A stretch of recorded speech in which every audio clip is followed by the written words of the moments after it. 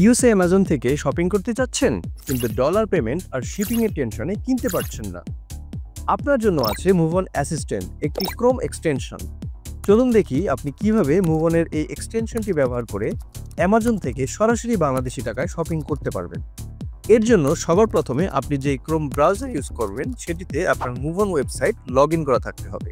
যদি log in করা না থাকে তবে অনুগ্রহ করে লগ ইন করে নিন এবং একই সাথে আপনার লগ ইন করা অ্যাকাউন্ট একটি শিপিং অ্যাড্রেসও অ্যাড থাকতে হবে। সেই সাথে একবার চেক করে নিন আপনার ব্যবহৃত ক্রোম ব্রাউজারটি যেন লেটেস্ট ভার্সনে থাকে। এখন আপনার প্রয়োজন আমাদের মুভ অন অ্যাসিস্ট্যান্ট ক্রোম এক্সটেনশনের জিপ ফাইল। এটি আমরা আমাদের কমেন্ট সেকশনে অ্যাড করে দিয়েছি। প্রথমে জিপ ফাইলটিকে এক্সট্রাক্ট করে নিন। এই ফোল্ডারটি পরবর্তীতে আপনার কাজে লাগবে। এবার আপনার ক্রোম ব্রাউজারে ফেরত যান এবং বুকমার্কের পাশে থাকা এক্সটেনশন আইকনটিতে ক্লিক করুন। এরপর ম্যানেজ এক্সটেনশন সেকশনটিতে যান। বাম দিকে খেয়াল করলে আপনি লোড অ্যান্ড প্যাক নামে একটি বাটন দেখতে পাবেন।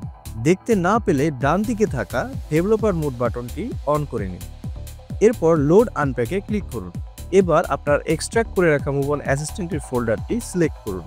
দেখতে পাচ্ছেন অন্যান্য এক্সটেনশনের সাথে মুভ অন শপিং অ্যাসিস্ট্যান্ট এক্সটেনশনটাও অ্যাড হয়ে গিয়েছে এবং এই এক্সটেনশনটি আমরা ক্রোম ব্রাউজারে অ্যাড ও পিন করে নিব। এবার আমরা ভিজিট করব ইউএসএ অ্যামাজনের ওয়েবসাইটে। অলরেডি আমাদের এক্সটেনশন সেটআপ রেডি হয়ে গেছে। এবার আমরা পছন্দ মতো প্রোডাক্টে ক্লিক করব। প্রোডাক্ট পেজের টপে আমরা দেখতে পাচ্ছি মুভ অন অ্যাসিস্ট্যান্টে আমাদের এই প্রোডাক্টের দাম বাংলাদেশি টাকায় দেখা। তার পাশাপাশি আমরা দেখতে পাচ্ছি প্রোডাক্টটি কোন দেশ থেকে কোন দেশে আসবে, প্রোডাক্টের নাম এবং শিপিং ক্যাটাগরি ভুল মনে হলে আপনি নিজে সার্চ করে সঠিক ক্যাটাগরিটি সিলেক্ট করে নিতে পারবেন। শিপিং এর সকল ধাপ বিস্তারিত এই সেকশনে দেওয়া আছে। কোয়ান্টিটি এবং প্রোডাক্ট প্রাইস ও পার কেজি শিপিং রেটও আমরা একসাথে দেখতে পাচ্ছি। প্রাইস এবং রেট যদি ঠিকঠাক মনে হয় তবে আমরা প্লেস অর্ডারে ক্লিক করব।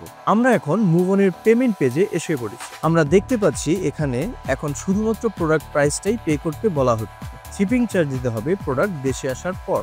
আমরা কার্ড, ব্যাংক অথবা বিকাশে পেমেন্ট করতে পারবো। আবার যাই ইউএসএ থেকে প্রোডাক্ট কিনছি বাংলাদেশি টাকায়। আমি সিটি ব্যাংকে পেমেন্ট করব, তাই ব্যাংকে ক্লিক করে তারপর সিটি ব্যাংক সিলেক্ট করব।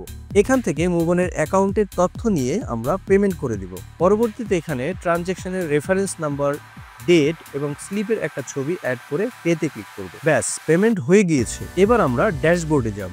মাই অর্ডার সেকশনে আমরা দেখতে পাচ্ছি অর্ডারটি পেন্ডিং এ আছে। দ্রুত এটি প্রসেসে চলে যাবে।